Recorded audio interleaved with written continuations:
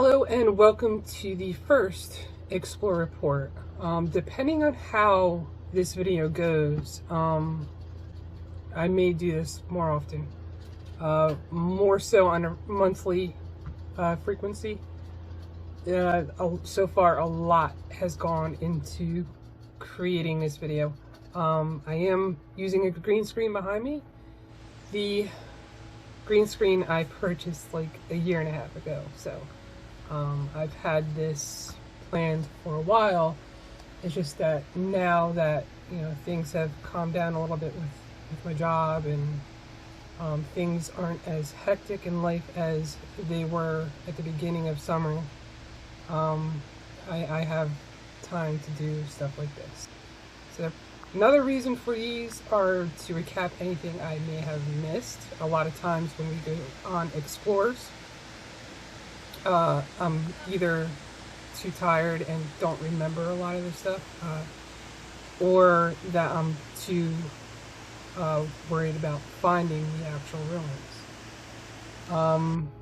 It also gives me the opportunity to dig deeper and to present the history a little bit better, and to give a more in-depth of our explore for that day.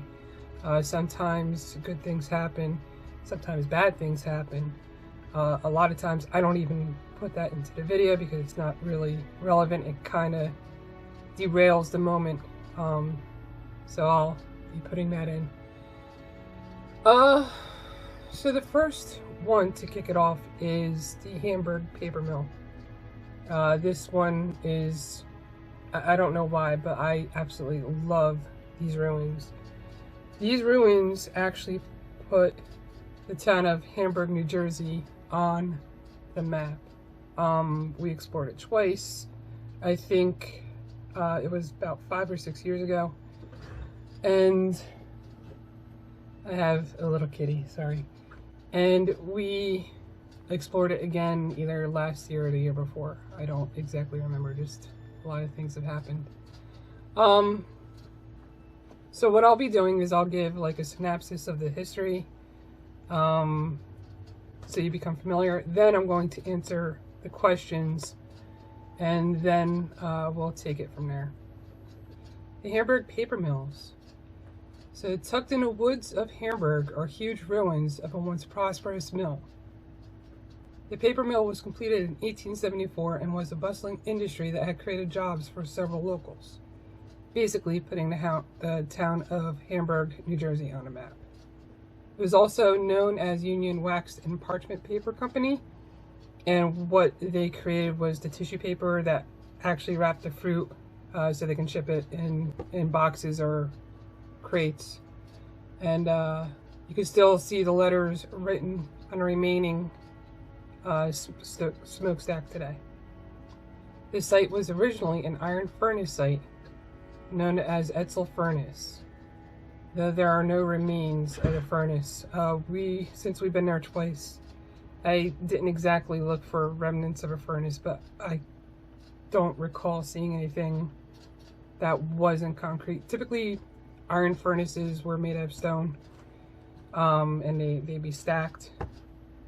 It's one thing that is disappearing from our history are the iron furnaces. There's only a few preserved ones, a few naturally preserved, if you want to use that word, preserved ones, and then there's just ones that crumbled and either they were rebuilt or they're just gone. I'm also going to go through and show you like the differences between winter explorers and like summer explorers. I typically like winter explorers better because for one, it's not as hot.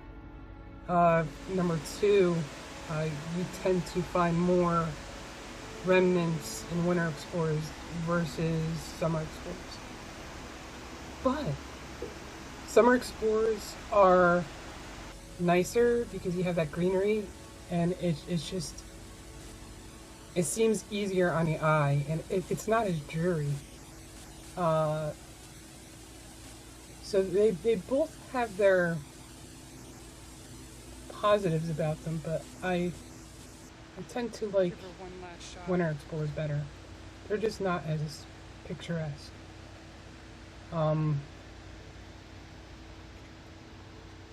So we shall get to the questions real quick. And let me go find them.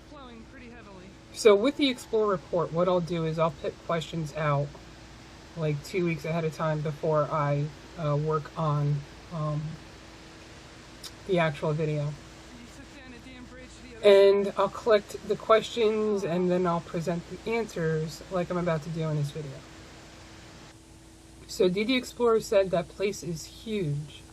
Do you know approximately how many people work there? I do, actually.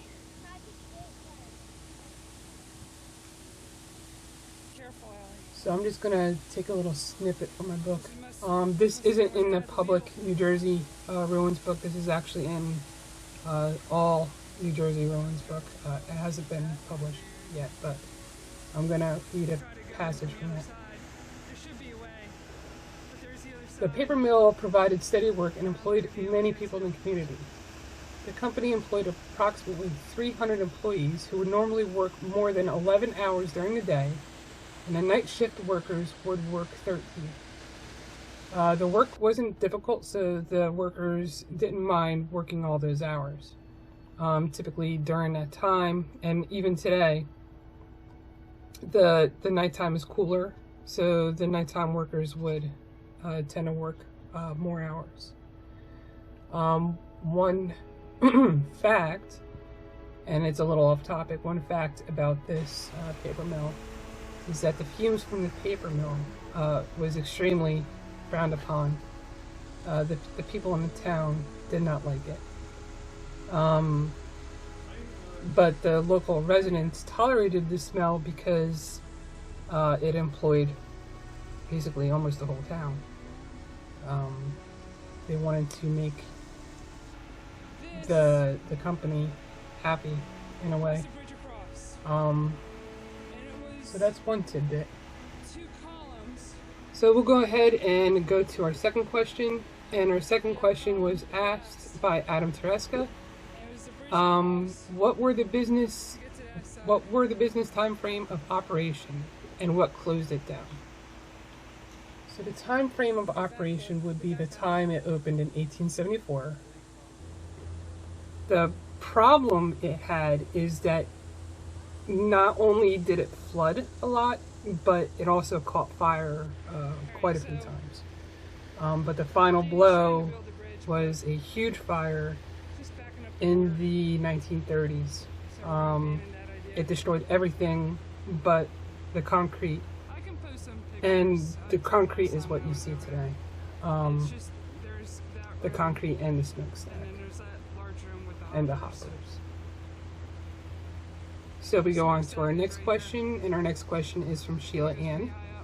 That Steve Ronan guy was just there, had no idea there had been an attempted murder of a teen there.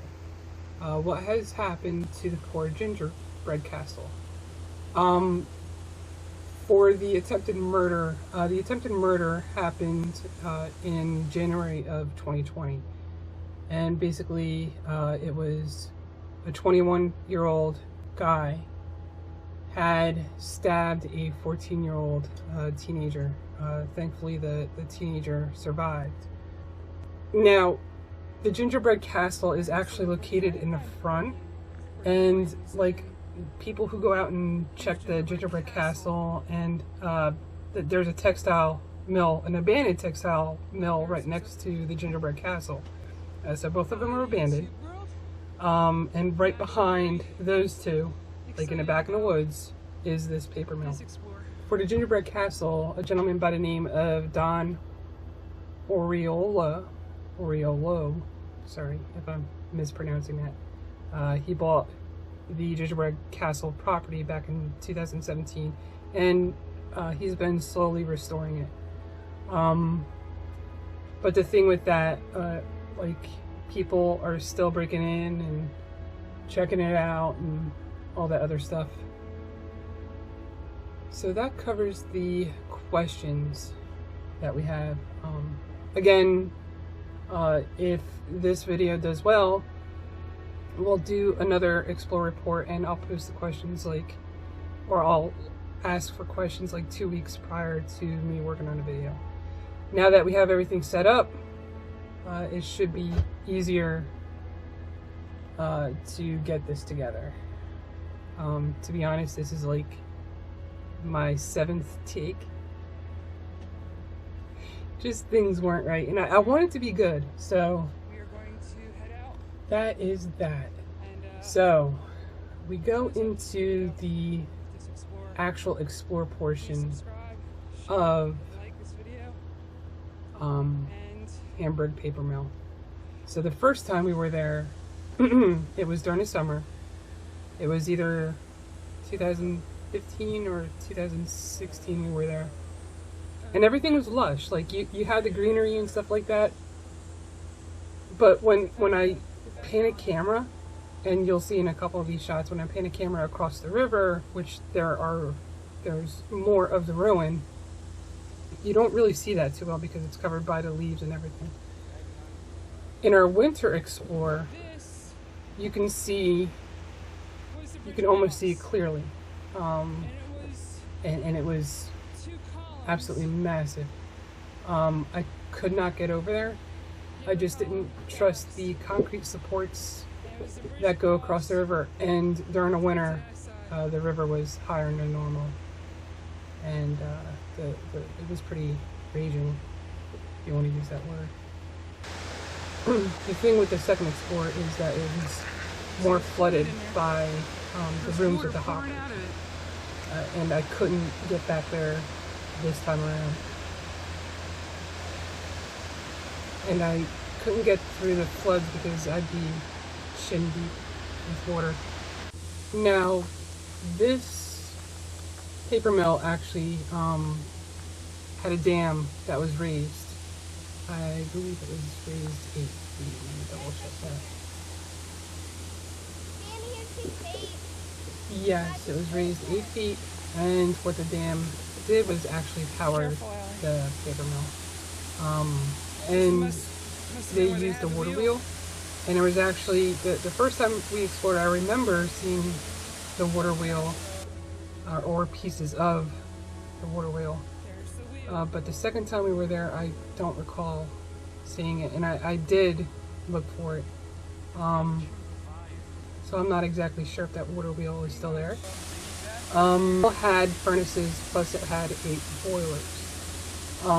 And that was all to process the pulp down so that you can actually create the tissue paper. There are railroad tracks nearby, and that provided the vital transportation of the product once it was produced. It would also allow any shipments to come in, any product they needed, such as the chemicals or the dyes.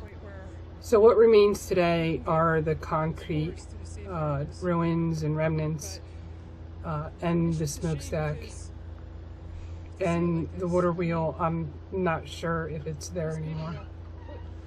So thank you so much for joining me on this Explore report. I'm hoping to do more in the future, again, depending on how this video performs. We have things together now. Everything should flow nicely after this. And once again, if it does perform well, the questions will be in the community tab ahead of time. We'll be giving credit to the people who ask questions. And thank you to Sheila Anne, Adam Tereska, and DD Explorers for posing those questions. They were all very good questions. And I hope that they were answered. Thanks again. See y'all later. Bye.